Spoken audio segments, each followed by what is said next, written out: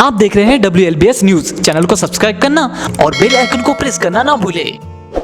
नमस्कार दोस्तों, जय भीम। मैं सुरेश आप सभी का स्वागत करता हूं। जैसा कि आप जानते हैं कि मध्य प्रदेश में विधानसभा के कुछ सीटों पे उपचुनाव होने जा रहे हैं। वहीं बिहार में भी जो विधानसभा चुनाव के जो सरगर्मियां हैं और जो हलचल है काफी तेज है।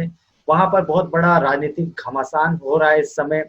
सारे लोग जो राजनीतिक विश्लेषक हैं, राजनीतिक जो भी इस मामले में जानकार हैं, वो अलग अलग अपने अपने अभी से अनुमान उन्होंने लगाना चालू कर दिया है कि बिहार में फिर से शायद नीतीश कुमार वापस आएंगे। कुछ लोगों का कहना है कि महागठबंधन आगे रहेगा। और मध्य प्रदेश में तो आप देख रहे हैं किस प्रकार से राजनीतिक नाटक चल रहा है। वहां पर क्या होने वाला है कोई कुछ कह नहीं सकता है। हम भी इस पर कोई दावे नहीं करना चाहते, लेकिन दोनों जगह इस समय राजनीतिक हलचल क्या है, क्या जनता के मूड है और क्या हो सकता है, इस पर हम एक कयास लगाएंगे। और हमारे बीच में आज जो आप स्क्रीन पर जो देख रहे हैं, वो सहारा समय लाइव में फॉर्मर जर्नलिस्ट रह चुके हैं और विभिन्न जो इलेक्ट्रॉनिक मीडिया हो या प्रिंट मीडिया में अपनी बातें रखने के लिए जाने जाते हैं और बेबाक टिप्पणी करने में वे कभी पीछे नहीं रहते। महेंद्र यादव जी, आज हम उनसे बात करेंगे। सबसे पहले सर, मैं आपका बहुत बहुत स्वागत करता हूं, ज्यादा आपकी भूमिका ना बनाते हुए।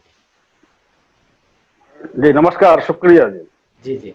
सर, सबसे पहले मैं ये जानना चाहता हूँ, बिहार विधानसभा चुनाव की तो बात चालू करें, उसके पहले मैं आपसे ये जानना चाहता हूँ, मध्य प्रदेश में जो उपचुनाव हो रहे हैं 28 सीटों पर, उसे आप कैसे देखते हैं?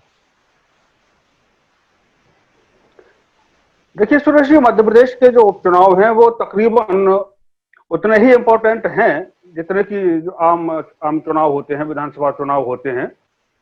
क्योंकि इनके जो नतीजे हैं वो सरकार को, जो अभी शिवराज सिंह की सरकार चल रही है, ये इसको कायम भी रख सकती है। और अगर परिणाम भाजपा के प्रतिकूल जाएं तो इस सरकार को हटना भी पड़ सकता है। तो ये तो हो गई मौजूदा स्थिति। लेकिन विधानसभा के जो उपचुनाव हो रहे हैं उनमें स्थिति भाजपा के बहुत ज्यादा प्रतिकूल हो सकती थी। माहौल भाजपा के खिलाफ है जरूर, लेकिन कांग्रेस की अपनी जो कमजोरियां रही हैं और तो वो अपनी जगह पर काफी महत्वपूर्ण भूमिका निभा रही हैं। और इस वजह से, और दूसरी बात यह है कि ये जितने भी विधायक गए हैं छोड़ के, ये सारे के सारे कांग्रेस के कोटे से गए हैं। केवल 2 सीटें जो हैं वो भाजपा के विधायकों के निधन से खाली हुई थी। तो अब इनमें अगर कांग्रेस को अगर परिणाम लाना है, सत्ता में बदलाव करने वाला, तो उसको इनमें से बहुत ज्यादा सीटें जीतनी है। मतलब करीब 20 सीटें जीतनी पड़ेंगी, तब सत्ता में शिवराज सिंह को हटाया जा सकता है। जबकि भाजपा को अपनी सरकार कायम रखनी है तो केवल 9 विधायक जीतना के लिए पर्याप्त है। तो ये एक बड़ा अंतर है। और कांग्रेस शुरू से अगर उस तरह से तैयारी करती, लेकिन कांग्रेस की अपनी कमियां हैं। और वैसे भी जब आमतौर पर देखा गया है कि कांग्रेस और भाजपा का जब आमना सामना होता है, जहां ये दोनों दल ही होते हैं, वहां पर कांग्रेस भाजपा को हरा नहीं पाती है आमतौर पर। बहुत अपवाद के स्वरूप ही देखा गया। जैसे मध्य प्रदेश में पिछली बार 2 विधानसभा चुनाव हुए थे, तकरीबन बराबर पर मामला रहा। राजस्थान में भी ऐसा ही मामला रहा। छत्तीसगढ़ में एक जरूर बड़ा परिवर्तन हुआ। तो कांग्रेस की अपनी कमियां हैं, उन कमियों से कांग्रेस उबर लेती या अभी भी जो 1-2 दिन का, अब तो समय उतना नहीं बचा है, लेकिन अगर उसने जितने भी उबरने के उपाय अगर कुछ किए होंगे तो फर्क पड़ सकता है। लेकिन मोटे तौर पर तो शिवराज को अब खतरा नहीं दिख रहा है। लेकिन जिस प्रकार से हम देखते हैं कि जब चुनाव परिणाम आ जाते हैं तो उसके बाद लोग बोलते ईवीएम पे ठीकरा फोड़ते हैं और बहुत सारी बातें आती है। अभी उसके लिए क्या तैयारी करी है? जैसे मैंने देखा पिछले विधानसभा चुनाव हुए थे तो कांग्रेस ने, मैंने देखा था तो उसके कार्यकर्ता नेता जहां जहां ईवीएम रखी थी वो निगरानी कर रहे, चौकीदारी कर रहे थे। तो ईवीएम भी एक फैक्टर होगा, जिस प्रकार से कांग्रेस आरोप लगा रही कि प्रशासन पूरी मदद कर रहा है। ईवीएम की निगरानी का जो को लेकर, जो ईवीएम को लेकर जो विपक्षी दल सतर्क हैं, उनकी सतर्कता इस आशंका पर निर्भर है कि ईवीएम मशीन बदल दी जाती है। जो जिनका वोटिंग में इस्तेमाल होता है उनको हटा दिया जाता है और दूसरी ईवीएम मशीनें वहां पर रख दी जाती हैं। लेकिन गड़बड़ ईवीएम में इसी तरह की होती है, ये अभी क्लियर नहीं हो पाया है। अगर ईवीएम को हैक करने की बात है, टेम्परिंग की बात है या हैक करने की बात है, तो फिर उसमें आप स्ट्रांग रूम में रखी हुई ईवीएम की कितनी भी निगरानी कर लें, उससे फर्क नहीं पड़ेगा। दरअसल ईवीएम के खिलाफ में कोई है नहीं। हमारे और आपके जैसे लोग ईवीएम के खिलाफ में बोलते हैं, लेकिन वास्तव में सच्चाई यह है कि कांग्रेस ईवीएम के पक्ष में है, कांग्रेस ही लाई थी। भारतीय जनता पार्टी ईवीएम के पक्ष में है, उसको बड़ा फायदा हो रहा है। समाजवादी पार्टी ईवीएम के पक्ष में है, बहुजन समाज पार्टी ईवीएम के बहुत मजबूती से पक्ष में है। तो और वही स्थिति आरजेडी की भी है। ये सारी पार्टियां ईवीएम के पक्ष में हैं। ये भ्रम है कि कभी कभार ये लोग बयान दे देते हैं, लेकिन वास्तव में ये ईवीएम के विरोध में कतई नहीं है, ईवीएम के मजबूती से पक्ष में है। और जब सारे राजनीतिक दल ईवीएम के पक्ष में हैं, तो फिर उसमें अब हम लोग बहुत कुछ उसमें करने की स्थिति में है नहीं। अच्छा, आप एक एज ए पत्रकार और मध्य प्रदेश के आप रहने वाले हैं, नागरिक भी हैं, तो आप क्या सोचते हैं, जिस प्रकार से 15 साल शिवराज सिंह चौहान की सरकार चली, उन्होंने शासन किया, अच्छा किया, बुरा किया, उसके बाद जनता ने निर्णय दे दिया, लेकिन जिस प्रकार से वर्तमान जो तत्कालीन सरकार को अस्थिर किया गया, उस पर आप क्या सोचते हैं? सीधा सीधी लोकतंत्र की हत्या है ये तो। इसके बाद तो मतलब अब ये साबित हो गया है कि भाई आप भारतीय जनता पार्टी को वोट दें या ना दें, सरकार भाजपा हर हालत में बना ही लगी। तो ये तो हद दर्जे की लोकतांत्रिक निर्लज्जता ये सबूत रहा है। और इसका जनता में इसके खिलाफ में काफी आक्रोश भी है। भाजपा का भी चुनाव प्रचार उस तरीके से जम नहीं पा रहा है। शिवराज सिंह चौहान लगे हुए हैं जरूर, लेकिन उन हर सीटों पर जिन सीटों पर पिछली बार भारतीय जनता पार्टी के टिकट पर भाजपा के ही अपने लोग थे, और जाहिर है भले ही हार गए थे, लेकिन अच्छे टक्कर में थे, नंबर 2 पर तो थे ही, क्योंकि वहां तो कोई तीसरी पार्टी इस तरीके से ज्यादा ऐसी सीटों पर है नहीं। तो उन सबका तो अपना दावा बनता था। उनका टिकट काट के आपने भाजपा से, कांग्रेस से उम्मीदवार लाके खड़े कर दिए, तो उन उम्मीदवारों का राजनीतिक भविष्य खत्म हो गया। एक सीट पर मोटे तौर पर विधानसभा के टिकट के जो मौजूदा होता है या जो पिछली बार लड़ा होता है, उनके अलावा कम से कम 3-4 दावेदार तो होते हैं जो अपने आप को संभावित विधायक के रूप में देखते हैं इस सीट पर।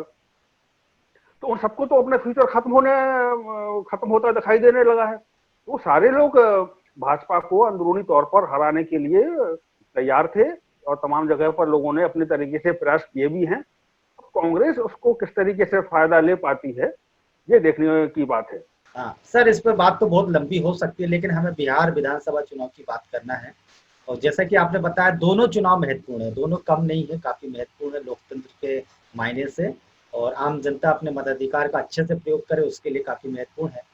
लेकिन चलिए अब बिहार की बात कर लेते हैं। हालांकि मुझे याद आता है ज्योतिराज सिंधिया ने आह्वान कर दिया है कि पंजे की बटन दबाएं, जो कि भाजपा में गए हैं। चलिए छोड़िए उनकी जबान फिसली या जो भी हुआ, लेकिन उन्होंने आह्वान कर दिया, कांग्रेस अब इसका प्रचार प्रसार कर रही है। भाजपा के जो स्टार प्रचार फिसली, वो जबान क्या फिसली, वो खुद ही फिसल के भाजपा में चले गए हैं, इसलिए दिक्कत हो रही है। बाकी मुंह से तो उनके अभी भी वही निकलेगा ही निकलेगा। जी जी जी। सर, मैं आपसे जानना चाहूंगा कि बिहार में जो विधानसभा उपचुनाव हो रहे हैं, आपको क्या लगता है कौन भारी पड़ेगा? तो तकरीबन ये क्लियर हो चुका है कि महागठबंधन वहां पर बहुत ज्यादा मजबूत स्थिति में है, बहुत तगड़ी बढ़त बढ़ाने जा रहा है। और भारतीय जनता पार्टी ने और नीतीश कुमार में, एक तो दोनों में आपसी तालमेल भी नहीं है, और तालमेल भी ना होने का कारण भी यही है कि भारतीय जनता पार्टी ने ये इस बात का आकलन कर लिया था कि नीतीश कुमार के खिलाफ में काफी ज्यादा नाराजगी है। तो इसलिए वो नीतीश कुमार का साथ वैसे तो नहीं छोड़ पाई, और उसको लग रहा है कि नीतीश कुमार का जितना भी कुछ आधार है उसका फायदा भी ले लिया जाए। तो वो नीतीश कुमार के साथ में भी है, और बाकी जहां पर नीतीश कुमार की पार्टी लड़ रही है वहां पर ये लोक जनशक्ति पार्टी के साथ में है। तो भारतीय जनता पार्टी 2 गठबंधनों के साथ में लड़ रही है। तो वो चाहती है कि नीतीश कुमार का फायदा भी ले लें और नीतीश कुमार को फायदा मिल भी ना पाए। तो ये एक बड़ा कारण रहा। और दूसरी बात, आप देखें कि जो हारने वाले के जो निशान होते हैं ना, हारने के जब संकेत होते हैं, हारने वाली सेना की जो निशानी होती हैं, कई तरीके से सबूत देने लगते हैं। और जब कोई बड़ी हार होती है तो जो हारने वाली पार्टी होती है इसके तमाम वार या तमाम दांव पेंच नाकाम होने दिखने लगते हैं। तो इस तरह के सबूत काफी मिल रहे हैं। जैसे जब चुनाव की बात आई तो निश्चित तौर पर आरएसएस और जो भी इनके गिरोह है इन्होंने जो तय किया था कि बॉलीवुड के मसले को यहाँ पर प्रमुखता से उभारा जाए। सुशांत राजपूत को लेके जितनी कवायद कराई गई, मीडिया वाले लगातार उस पर जुटे रहे। यहाँ पर भी ना भूले हैं ना भूलने देंगे जैसी बात कहने की कोशिश की गई, लेकिन हवाई मुद्दा था, इसका कोई असर नहीं पड़ा।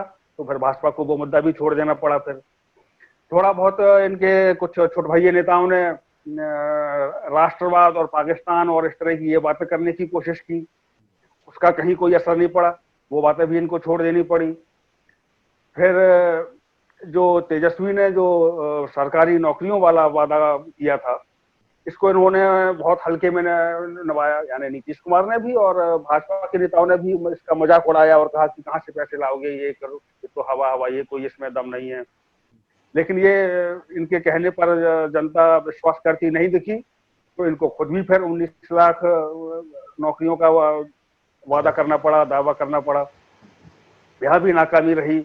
मतलब आप भाजपा का कोई भी दांव उसमें चलता नहीं दिख रहा है। फिर अब बाद में नीतीश कुमार को जब ज्यादा हार खतरे में लगने लगी तो फिर वो परिवार के ऊपर आ गए। अब तेजस्वी के कितने भाई बहन, इस पर तेजस्वी क्या जवाब देंगे भाई?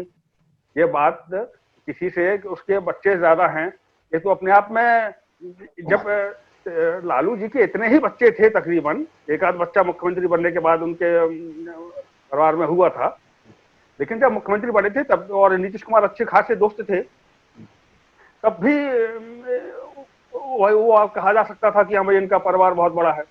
लेकिन तब करके अब ये आप उसको बात को जब उनके बच्चों के बच्चे होने लगे हैं तब आप इस बात को उठाएं कि इतने बच्चे पैदा कर दिए और वो कर दिए, तो ये उनकी खींच को ही जाहिर कर गया। और इसका जवाब भी इनको काफी तगड़ा मिला। सोशल मीडिया पर भी लोगों ने जवाब दिया, जनता ने भी काफी जवाब दिया। तो हर तरीके से फिर अब इनको इस बात को भी छोड़ना पड़ा। अब फिर प्रधानमंत्री जी पहुंचे तो इनकी भी सभाओं से बहुत ज्यादा उम्मीद थी कि ये पहुंचेंगे तो एक माहौल बदलेगा, क्योंकि इनका इतिहास ऐसा रहा है कि जब भी भाजपा की स्थिति कैसी भी रही हो, लेकिन जब ये पहुंच जाते हैं और प्रधानमंत्री का एक अपना कद होता ही है तो एक पूरा माहौल बदल जाता है और वो एनडीए के पक्ष में सब हो जाएगा। लेकिन वो पहले वाली सभा में भी जो गया और भागलपुर और सासाराम की थी, वहां भी उनके पास में बोलने के लिए कुछ नहीं था। बोलने के लिए इसलिए नहीं था कि पिछली बार ये बहुत ज्यादा बोल चुके थे। नीतीश कुमार के घोटाले गिना चुके थे 35 और 50,000 करोड़ दूं, 60,000 करोड़ दूं, 70,000 करोड़ दूं, 1.25 लाख करोड़ का वादा कर गए थे। तो अब जब उतना सब कुछ आप एक बार जब बोल चुके हैं तो अगली बार बोलने के लिए कुछ बचता नहीं है। फिर तो उनकी वो सभा भी बेकार गई। अब इस बार इन्होंने 15 साल बाद तो वो उस समय के एक जंगल राज की बात उठाई। तो अब जंगल राज तो उस समय उठाना ये भी इसलिए नहीं जम पाया कि जहां भाजपा के शासन है जिन राज्यों में, या जबकि केंद्र में जब से भाजपा की सरकार आई है तब से जंगल राज तो उन्होंने पैदा किया है। किसी को भी पकड़ के मार देना, किसी के घर में भी घुस जाना, क्या मांस रखा है क्या नहीं रखा है, फ्रिज देखो, मारो, किसी को भी करो। कोई ट्रेन में खाना खा रहा है तो उसको पकड़ के मार देना, ये सारे काम तो उन्होंने शुरू किए हैं। उत्तर प्रदेश में है तो लगातार बलात्कार हो रहे हैं और बलात्कारियों के पक्ष में सरकार पूरे समय खड़ी भी होती दिख रही है। इनके विधायक कुलदीप सेंगर को सजा हो रही है, वहां पर उसकी सजा होने के बाद में जो सीट खाली हुई वहां पर उपचुनाव हो रहा है और निर्लज्जता के साथ भाजपा वहां भी जाके चुनाव लड़ रही है और कह रही है कि बेटी बचाओ के लिए हमें वोट दीजिए। तो ये हालत है। तो अब वो जंगल राज का मामला जो उन्होंने याद दिलाने की कोशिश की है तो 15 साल पुराना बात, तो सबसे बहुत सारे वोटर ये सब बड़े होके आ गए हैं। जो उसमें बहुत छोटे बच्चे थे वो अब काफी बड़े हो चुके हैं। तो उनको एक तरह से एक काल्पनिक रूप से डराने की कोशिश है, तो वो भी नाकाम होती दिख रही है। कहने का मतलब है कि भाजपा के और नीतीश कुमार के जितने भी दांव थे ये सारे एक के बाद एक असफल होते जा रहे हैं और ये बड़ी पराजय का संकेत। सर आपने बातें तो बहुत महत्वपूर्ण की और निश्चित रूप से जो बुद्धिजीवी वर्ग है या जो जागरूक है और या जो शिक्षित है वो इन बातों को समझता है। लेकिन भाजपा तो कमंडल और राम मंदिर की बात करती है, भाजपा धर्म की बात करती है, तो कहीं ना कहीं बेचारा जो बेरोजगार है, जो गरीब है, जिसके लिए सबसे बड़ा मसला होना चाहिए रोजगार का, रोटी का, उसके लिए मतलब अच्छे से जीवन यापन का, लेकिन उसे अगर धर्म की बात कर दो तो सब भूल जाता है। तो कहीं ऐसा तो नहीं कि बीजेपी इस मामले को अच्छे से जानती है और उसे हिंदुत्व के नाम पर उसे फिर वोट मिल जाए? क्योंकि एक दूसरी चीज और कहना चाहूंगा, इसी के साथ जोड़ना चाहूंगा, आप बताइएगा विस्तार से। जैसे तेजस्वी जी ने जो, या आरजेडी की आप बात कर रहे हैं, महागठबंधन की भी बात कर रहे हैं, जो उसने भी सामाजिक न्याय की जो बात है, शुरू में तो काफी मुखर थे वो। जब सवर्णों को 10% आरक्षण का उन्होंने विरोध किया था और 85% लोगों के आरक्षण की वकालत की थी उन्होंने, जनसंख्या के आधार पे जिसकी जितनी जनसंख्या उसकी उतनी हिस्सेदारी होनी चाहिए, ये नारा लगाया था। लेकिन चुनाव आते आते वो भूल गए, जिसके कारण मायावती, असदुद्दीन ओवैसी, कुशवाहा जी और जो अलग जो गठबंधन बना चंद्रशेखर आजाद का या पप्पू यादव का, ये भी कहीं वोट काटेगा, ये भी हम कहीं भूल तो नहीं रहे? दो बातें हैं उसमें पे। ये जो तीसरा का मोर्चा है, चौथा मोर्चा है, पांचवा मोर्चा है, ये वोट काटेंगे या नहीं, इसका जवाब एक अलग रहेगा। सामाजिक न्याय का मुद्दा जो ना उठाने की बात है, वो एक पहले उस पर चर्चा करनी चाहिए, मैं करना चाहूंगा। सामाजिक न्याय का मुद्दा तो प्रमुखता से उठा हुआ है ही। एक्चुअली वो लालू जी की पार्टी के साथ में, आरजेडी के साथ में हो, या समाजवादी पार्टी के साथ में हो, या बहुजन समाज पार्टी के साथ में हो, जहां पर आधार है, तो वो मुद्दा तो इनके साथ में एक स्थायी रूप से जुड़ ही गया है। ये चाहें भी तो उससे पीछा नहीं छोड़ा सकते हैं। लेकिन ये जरूर है कि जो अभी तात्कालिक रणनीतिकार जो हैं तेजस्वी जी के, उनमें कौन से लोग हैं, कौन प्रभावी भूमिका निभा रहे हैं, इसका पता करना, इस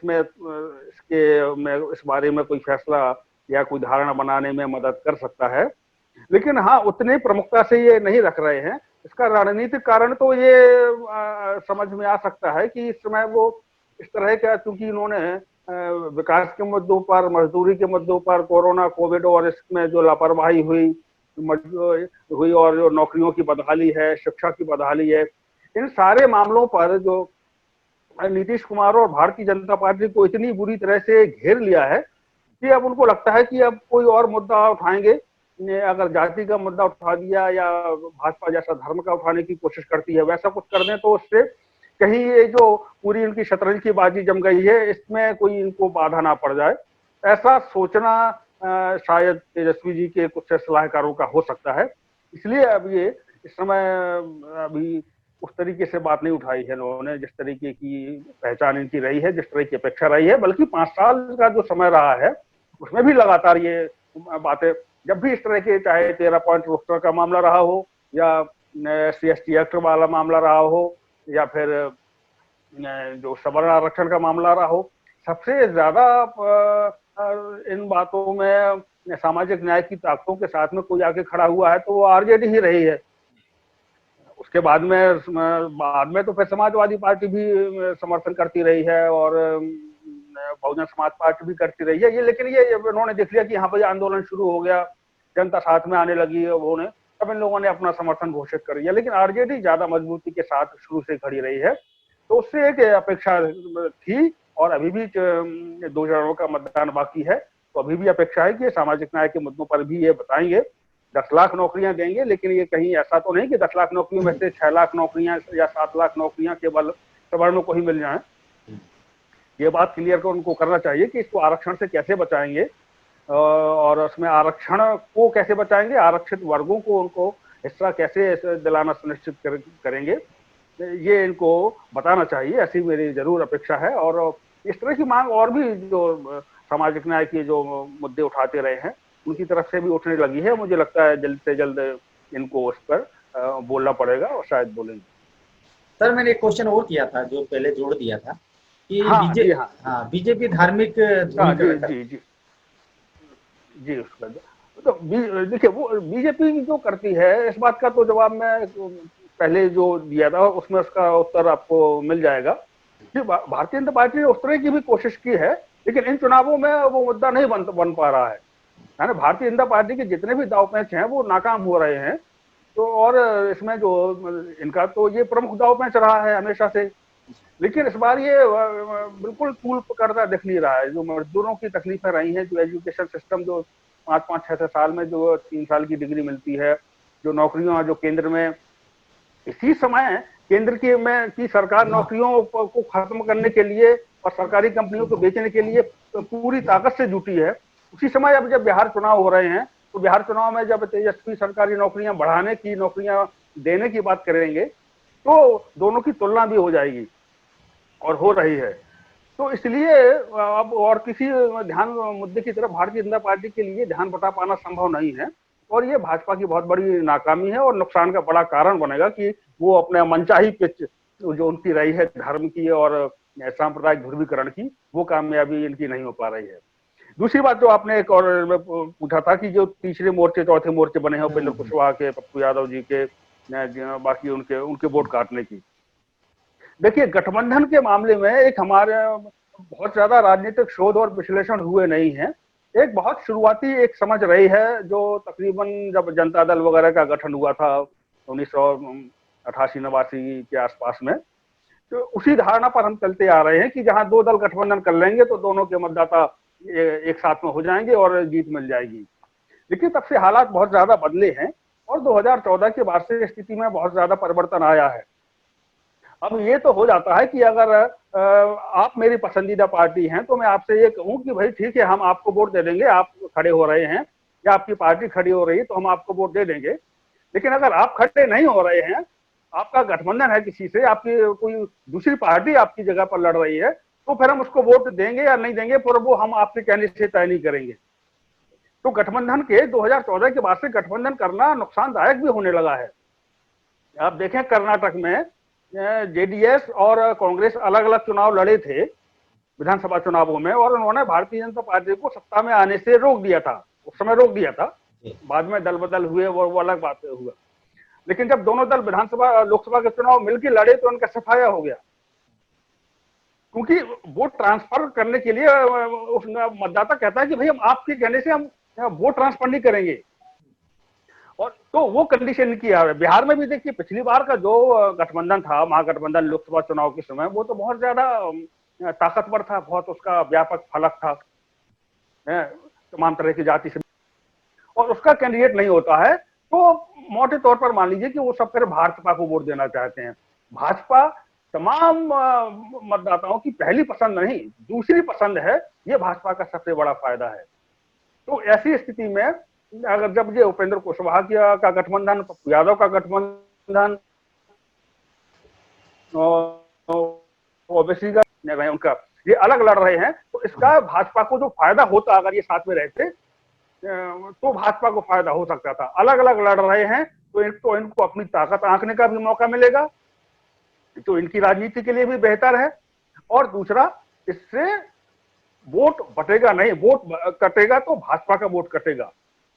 उपेंद्र कुशवाहा अगर इनके साथ में होते आरजेडी के साथ में, तो केवल उन सीटों पर इनके जो कुशवाहा वोट है इनको मिलता जहां पर ये अपने कैंडिडेट खड़े करते और इनका कैंडिडेट कुशवाहा होता। बाकी जगह आमतौर पर जो प्रबुद्ध और जागरूक कुशवाहा वोट है उसको छोड़ के बाकी सब भाजपा को देने वाले थे। लेकिन अब उपेंद्र कुशवाहा खुद मुख्यमंत्री पद का दावा कर रहे हैं, तो वो वोट भाजपा का वोट उस तरफ जाने की तैयारी में है। ये स्थिति है। तो मुझे लगता है कि गठबंधन ना होना ये है, और इसके बाद में ये राजनीतिक शास्त्रियों को इस बात पर शोध करना चाहिए। मैं तो अपना कॉन्सेप्ट और थ्योरी इस पे दे चुका हूँ, कई उदाहरण भी हैं कि गठबंधन करना इस समय नुकसानदायक है। जनता के सामने तो सारे विकल्प होने चाहिए ना कि हाँ ABCD 5, उसमें से वो जिसको पसंद आए उसको वोट दे। आप आपस में आप सेटिंग करके मतदाता के पास जो होते हैं विकल्प उनको खत्म कर देते हैं। तो मुझे तो लगता है कि चुनाव के बाद में आरजेडी को इस बात का भी पछतावा होगा कि इन्होंने ये जो गठबंधन किया है और ये भी गलत किया, और शायद ये ना करते तो कुछ और ज्यादा फायदा होता, जिसके तहत उन्होंने कांग्रेस को बहुत ज्यादा सीटें दे दी हैं, जितने उनके पास कैंडिडेट भी ढंग के नहीं मिले हैं, और सीपीआई और सीपीएम को जो बहुत ज्यादा उनको तो दोनों को साथ में बिल्कुल लेना ही नहीं चाहिए था। ये तो इनके अंदर तो तेजस्वी और लालू जी के विरोध में बहुत मजबूत धारणा है। माले का एक मामला जरूर एक तालमेल, उनका स्वाभाविक तालमेल बनता है। तो आरजेडी को भी बाकी किसी दल से गठबंधन ना करके सिर्फ माले के साथ में गठबंधन करना चाहिए था, तो और ज्यादा अच्छे परिणाम इनके आते। लेकिन सर आपकी बातों से स्पष्ट हो रहा है कि बिहार में महागठबंधन आगे है और परिणाम महागठबंधन के पक्ष में आ सकता है। और आपने जो थ्योरी बताई या जो विश्लेषण किया राजनीतिक रूप से गठबंधन के बारे में, वो भी काफी महत्वपूर्ण लगा। और मध्य प्रदेश के बारे में आपने स्पष्ट नहीं कहा, लेकिन फिर भी आपकी बातों से ऐसा लग रहा है कि जनता अगर इस बात को अगर उसने ठान लिया कि लोकतंत्र के साथ गलत हुआ है, उसकी हत्या हुई है, कांग्रेस को बहुत ज्यादा मतलब तकरीबन स्वीप करने की जरूरत है। तो उतना लक्ष्य भी कठिन है कांग्रेस के लिए, और कांग्रेस की उतनी स्थिति है भी नहीं है। सिर्फ कमलनाथ लगे हुए हैं, और ताकि ना चाहते हुए भी अब शिवराज सिंह को शायद ढोना पड़ेगा या भाजपा को ढोया जाएगा। शिवराज सिंह को तो हो सकता है भाजपा आगे चल के बदल भी दे। चलिए सर, आपने काफी महत्वपूर्ण बातें की। हमारा ये वीडियो काफी लंबा हो गया है, आपने महत्वपूर्ण समय दिया, उसके लिए बहुत बहुत धन्यवाद।